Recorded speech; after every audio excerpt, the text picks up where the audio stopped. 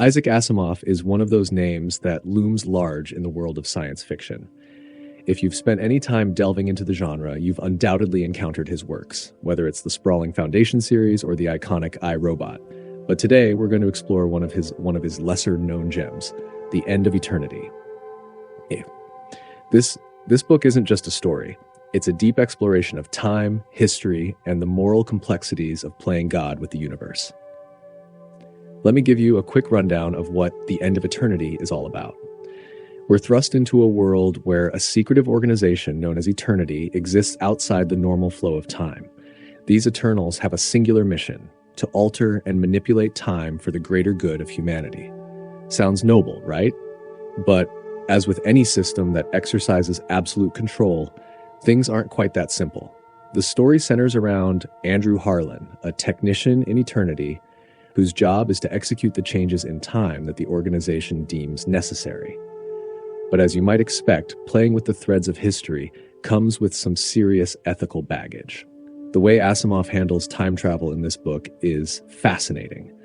Unlike the chaotic, often paradox-laden depictions we see in other sci-fi, time travel in The End of Eternity is almost clinical. The Eternals use sophisticated technology to move through different centuries, making precise changes to events. But what's particularly striking is the way Asimov makes you question the whole idea of altering time. The book dives into the paradoxes and dilemmas that arise when you start messing with history, and it really makes you think, is it ever really okay to change the past, even if it's for the greater good? Andrew Harlan is the perfect protagonist to guide us through this moral maze. He starts off as a dedicated Eternal, fully believing in the mission of Eternity. But as the story progresses, we see him start to question everything. His journey is both personal and philosophical. Harlan's relationship with Noyes Lambent, the novel's female lead, is a huge catalyst for this change.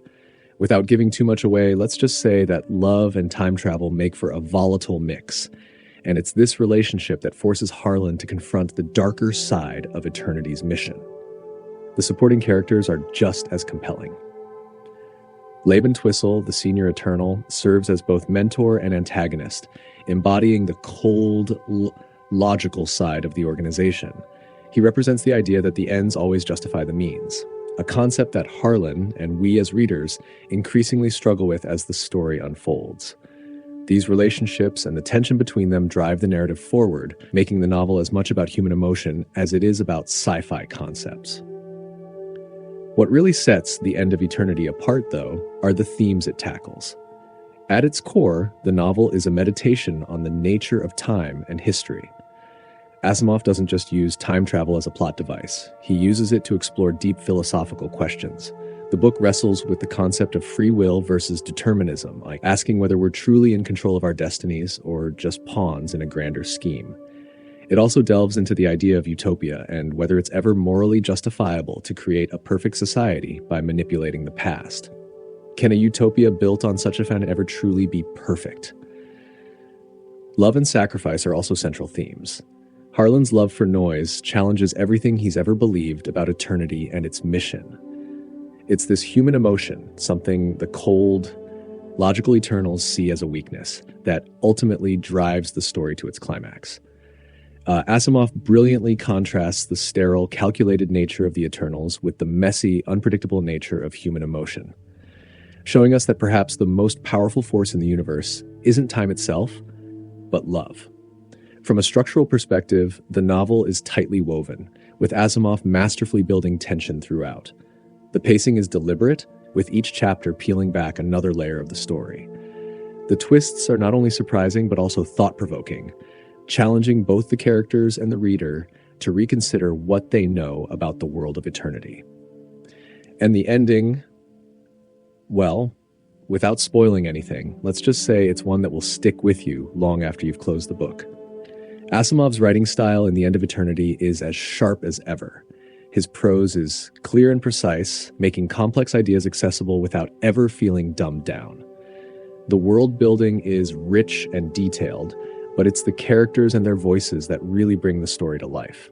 The dialogue is particularly strong, often serving as the vehicle for the novel's big ideas, yet never feeling forced or unnatural. When The End of Eternity was first published, it received praise, but it's only over time that its true value has been recognized. While it might not have the immediate name recognition of Foundation or I, Robot, it's a novel that has had a lasting impact on the genre, especially within the subgenre of time travel. Its influence can be seen in countless works that followed, both in literature and film, where the moral and philosophical implications of time travel are explored. If you're already a fan of Asimov's work, The End of Eternity is a must-read. It's a novel that showcases his ability to blend hard science fiction with deep philosophical inquiry, all while telling a compelling, emotionally resonant story. And if you're new to Asimov, this book is a great entry point. It's a shorter read compared to some of his other works, but packs just as much punch. So in conclusion, The End of Eternity is not just a novel about time travel. It's a novel about what it means to be human in a world where the past, present, and future are all up for grabs. It's about the choices we make and the sacrifices we're willing to endure in the name of love, duty, and destiny.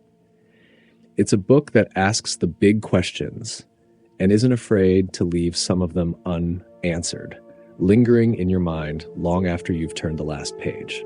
If you've read the book or are planning to, I'd love to hear your thoughts.